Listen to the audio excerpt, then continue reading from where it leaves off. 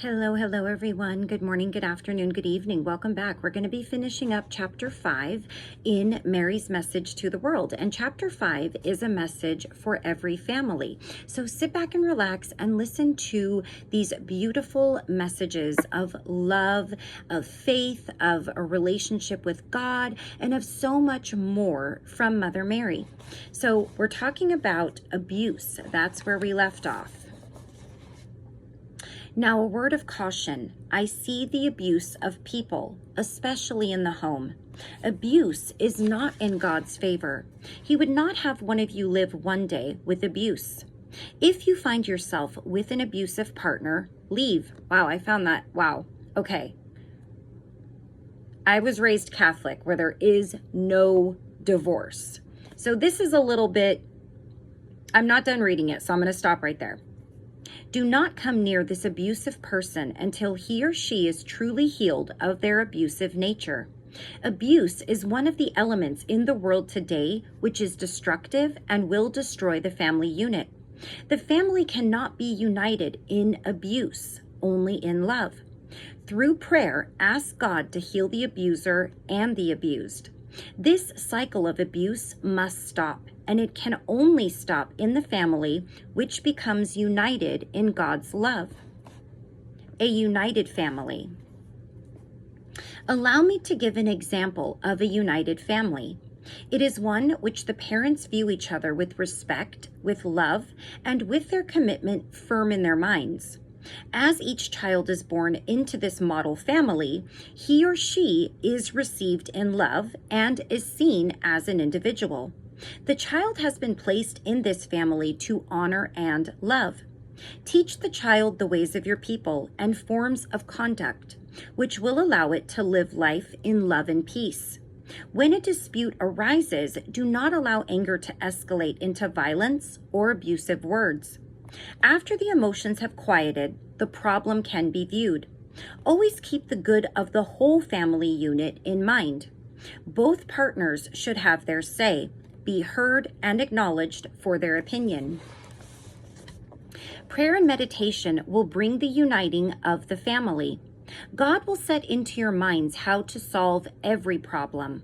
Prayer is very important, for God should be the one who is sought for settling of all disputes.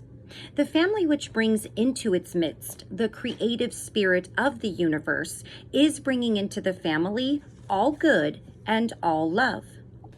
Pray not only for yourself, but for your life partner. I ask that God's divine love be brought into each family in the world. Pray for your family each night and day, and remember all families in the world. It will be the families which have learned to rely on God who will be able to weather the storms. It will be the united family who will be able, in love, to correct and lead the children of the future. The united family will care for its old and hear the wisdom they have to give. Each member of the family will be respected, loved, and honored. This is what I see missing in today's families on earth. Training the young. Joseph and I gave Jesus the family where he first learned of God's love and wisdom.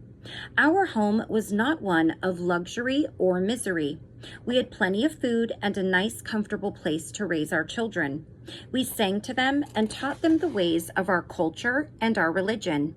We also taught each that God is alive and willing to help them live their lives to the fullest. God will not impose himself on any of his children. It is up to each individual to ask God to enter into a union with him. First, earnestly seek to find God in your heart and mind. Become united fully with the Creator of this world and universe. You will see God at work in your spouse and children. This is the easiest and best way to be united as a family. In our home, we taught Jesus and his brothers to honor work, food, nature, and all creation. God was very much a part of our lives and of our home. There was laughter and there were tears. As the children grew, we included them in the decisions of the family in order that they might learn to run a family of their own. The children were always told the truth in every situation. I love that. The girls were taught to be good mothers and wives. They were given, as was the custom of our day, instruction in the duties which corresponded to them as females. But they also learned to use their individual talents to earn a living, if the need should arise. This also gave their creative nature an outlet. It taught them to take their creativity as a means of support, as life is not a certainty. We taught them that this life on earth was for a little while. Each member of the family was to develop his or her talent because it was God-given, and to use it to bring in extra money for themselves. Now, as each earned their money, they were taught to give the first part to God, as a way of thanking God for the talent in the first place. Then a part was given to the family unit for the good of the whole, and the rest was his to keep or spend. I'm a little bit confused about that because I don't know if she means giving it to a church or a temple. I suppose that was the case. But if you learn more about Jesus and Mary in the Christ letters especially, I know I reference this book a lot, but it was very eye-opening for me, and maybe for you too if you listen to this. They raised their children until Jesus was old enough, as in the religion of Judaism, which very much was a part of going to temple, sacrificing animals, which Jesus speaks vehemently against in the Christ letters because they are also creations of God. And the difference is interesting because Mary places a higher importance on human beings in this book, and in the Christ letters, Jesus places an importance on all living things that are created. And he was very, very against the sacrifice of animals to appease God. So again, this book is not as in-depth as that one, and her message is not, I think it's meant to reach more people, whereas the Christ letters, if it resonates with you, you'll find it and you'll read it and you'll really resonate with it. This is, I think, more a general understanding. So that's where I'm kind of putting them into two different categories for myself. And if you've listened to both of these, you might do the same, or you may have a different perspective, and I'd like to hear it if you do. They were also taught to save, to put aside some for another day, not much, but a sample of their work. This they could use for supplies to make more use of their talents, or to keep as a reward for work well done. Now, in this day, I see parents being more concerned with their children's pleasures than with their ability to seek God. You must learn what is important and what is not important. First is the ability to rely and trust in God's love to lead you. The family should be viewed as a whole unit. Nothing should be done to lessen the whole. When the children are exalted above the parents, there is unbalance. I see that a lot. When the parents set themselves up as dictators, this is also unbalanced. So we've got one extreme to another. The family as a whole should benefit, and each person should have the opportunity to learn to find God in his heart and mind. This is the responsibility of the home and family. Seek God first, then all things will be added to you as an individual and as a family. See the planet as one family unit. That's our next topic. The family is a microcosm of the world. We are all one family. We each need to be treated with respect, love, and honor. Begin to see the world as your family. Every soul on this planet is a creation of the one great creator. Every culture is honorable. Every race is to be honored as God's creation. Every nation is a brother. Every religion is a sister. Look to the sameness of life on this planet. See that the love is expressed in every member of every nation. Children of the planet Earth, care for your home, which is this planet. Care also for your brothers, sisters, parents, and grandparents. All are members of the family on earth. There is only one creator, one great spirit, whose life flows through every person, every plant, animal, and rock on this planet. Consider the planet Earth as a whole family of the great creator. View the whole world as family members and see the planet as one unit. These divisions amongst yourselves are destructive. This is holding you on Earth back from uniting.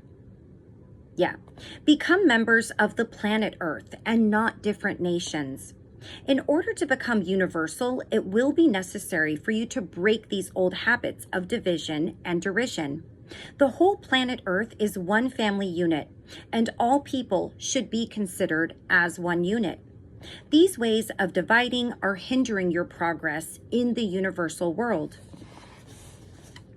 Until you on Earth can stop the wars, you are not ready to join the family of the universe. When the time comes that the world can be seen as one family unit, there will be peace. Begin now to let this idea grow in your mind. We will consider each nation as a family and each religion as a family, but all related by the life force which animates you individually. It is God's life which is flowing in each body. We are all united by this one creative being who created not only me, but each individual soul who has ever lived on this earth. Sorry, I have to keep stopping. I'm home by myself and I keep hearing a noise in the front of the house and I have to keep going out and checking as my cat. The sameness of all creation. In the world, we are all as different as the flowers which grow across the lands. We each bring our own beauty to this family world. Each nation, each culture brings the beauty and richness of its past, the individual uniqueness of its identity. As the colors of your skin interweave in this great family crest, it is beautiful.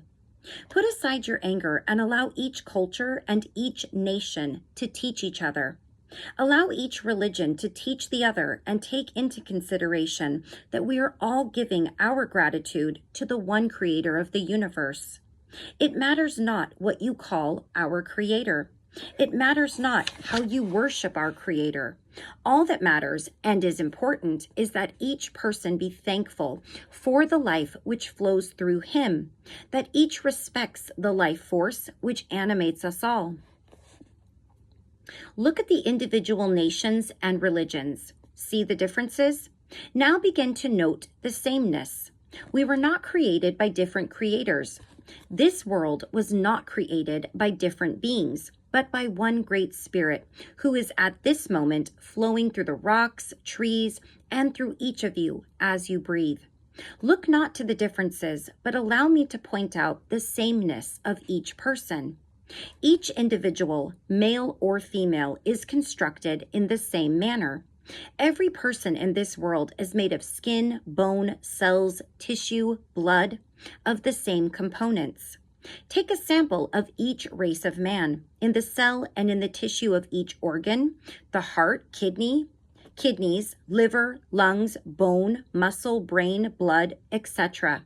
Each is constructed exactly alike. Not somewhat alike, but exactly alike. One race could not be distinguished from the other without the skin color. Each female and male conceive their young in the same manner. Each child is born into this world in the same manner. Every individual has the same feelings, the same methods of thinking. Does one think with his lungs and another with his kidneys? No, all think with the functioning of their brains, and every heart beats exactly alike. Every individual born on this earth requires the same care in order to survive. Each child needs to be fed, clothed, and cared for. Each child needs to be taught the same. Each nation has its own history and manner of conducting itself. It is not too different from other nations. Do not look to the differences. See how all people need to be loved and to love. All need to eat daily and have water. All people of the world have a need to work. Every person has the same basic needs. Each religion is worshiping, underneath the outer trappings, its creator. It is the same creator. Yes, we get very caught up in our references here. We have people that are very uncomfortable with God being called anything other than that, and all types of manner. Whether you pray facing the east or facing an altar or on Saturday or on a Sunday, it is all worship. You each are grateful to the Creator, no matter what you call him. The dogma and the rituals are not as important as the worship, which is done in your heart and mind. Allow us to view the world as a whole and each nation, each religion, as part of this great whole. Be tolerant of one another. All religions are man-made, inspired by the Creator. All words which have been written in the holy books have been written in men in unity with the Creator. The only place for you as individuals to worship and to have communion with your Creator is in your heart and in your mind. I do not condone abuse of any kind, whether it is abuse of one nation against another or abuse of one individual against another. I will not condone abuse of one religion against another. Taking up arms and fighting for your religion and your dogma is wrong, abusive, and ugly. Like back in the Middle Ages when they would have a war and it would be the war, they'd call it a holy war, or kings that are chosen and ordained by God. So many ignorances, right? Ooh, sorry, my sciatic nerve just tweaked there. All things created in ignorance, but doing the best they can with what they understood back then. Back then, they also thought it was the woman who determined the gender, and when the queen didn't produce a male heir, it was her fault, right? Okay. Human earthlings, you are many, but there is only one Creator. You are as cells in the Creator's body. Oh, wait, I didn't finish reading. Sorry. I didn't finish reading the previous paragraph here. He made you and this world in love. It is in love he desires you to live. There is no chosen people or special chosen church. There are many chosen people and many churches. It is for each person to choose how he will worship his Creator. Okay, now down to where I just read. Humans, earthlings, you are many, but there is only one Creator. You are as cells in the Creator's body. Think in terms of big, huge, and gigantic. When you think of your Creator, it matters not what you call him. It is the calling on him in your mind and hearts that matters. One color of skin is not better than the other. All were created alike. There is no one supreme race of men. All are the supreme people, and all are the chosen ones. Each religion is guilty of interpreting its holy writings to indicate the message the interpreter wants to make. Any religion is correct if it leads you to worship the Creator through your heart and mind. It is through your heart and mind that true prayers are said. The religious and cultural differences are outer. Look to the inner longings and desires of the heart. There you will see the same emotions, longings, and ambitions. These are what you are to look for in your brother and sister. The world is a family. The world is one unit in the universe. Your home is the planet Earth. Why do you bomb her and destroy her oceans with waste? Why do you destroy her forest and her sea coast? This is your home. Take care of her. This is the only home you have to leave your children. Is this the care and the appreciation you are showing your Creator? He provided you with all the elements to continue this world. It is you who are destroying Earth. It is you who are destroying yourselves. Love, care, and respect are the answer. Honor the Creator by honoring his creation. Respect the Creator by respecting every insect, pebble, and grain of sand. Honor the air you breathe, the forest, and the sea. Care for this world and its inhabitants, each animal and each person. Smile and sing the song of life. Send thoughts of love throughout the atmosphere and surround this planet in your love. This is how to begin to heal her wounds.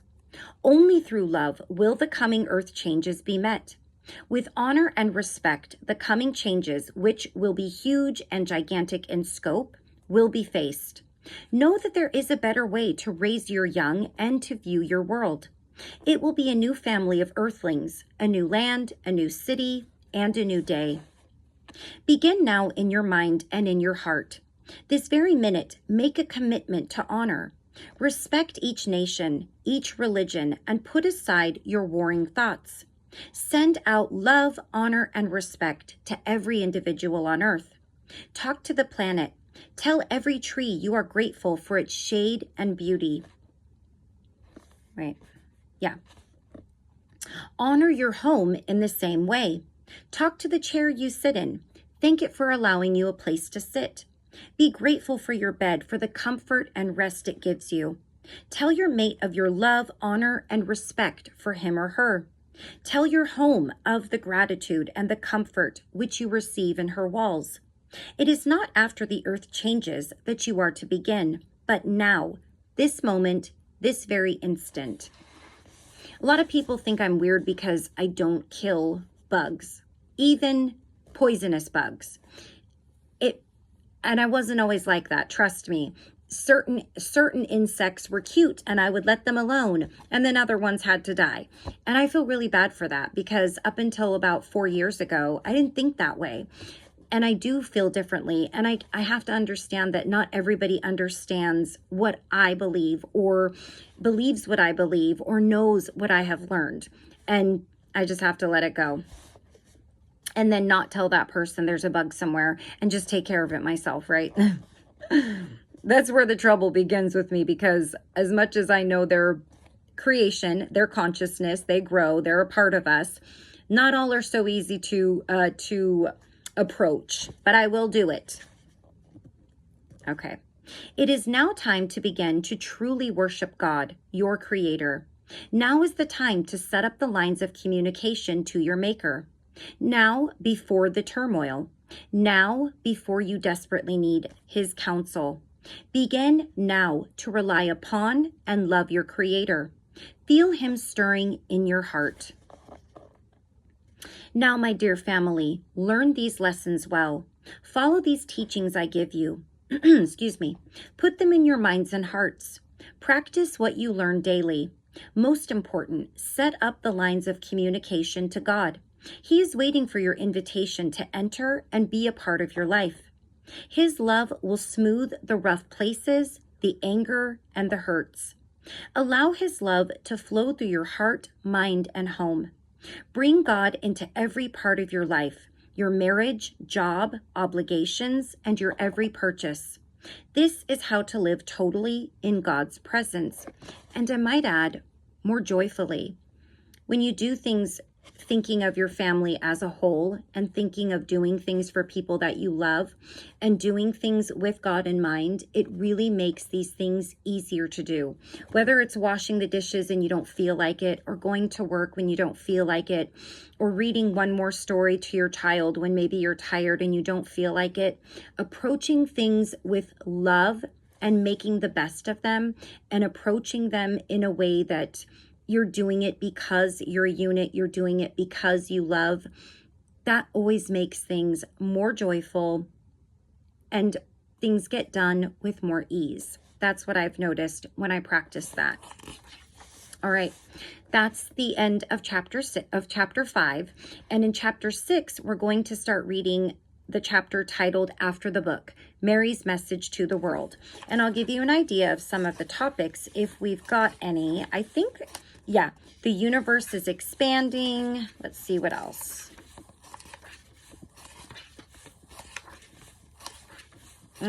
So we have an opener, and then we have a really long section titled The Universe is Expanding. And that looks like that's the main topic of this. And of course, that's going to entail so much. Yeah, so we'll read the next chapter, which I think is going to be about 30 or 40 pages. We'll start that in our next video. And I think, let me just remind ourselves how many chapters there are in this book. There's 10, so we're going to be starting chapter 7 in the next video, or sorry, number 6. So we are halfway through, and I thank you so much for joining me if you've been doing so. If you have not subscribed and you like my content, please consider subscribing. Please consider liking my videos, commenting. It really helps my channel grow. It helps my information to get out there in YouTube land. Put your Press your notification icon so you know when I post. As of right now, I do post a video every day. I may be switching that to every other day. We'll see. But as of right now, especially with this book, I will probably just continue posting once a day. So I love you all very much. Thank you again so much for joining me. And please take care of yourselves. Please take care of those around you. And I will see you for the beginning of chapter 6 in our next video. Bye-bye.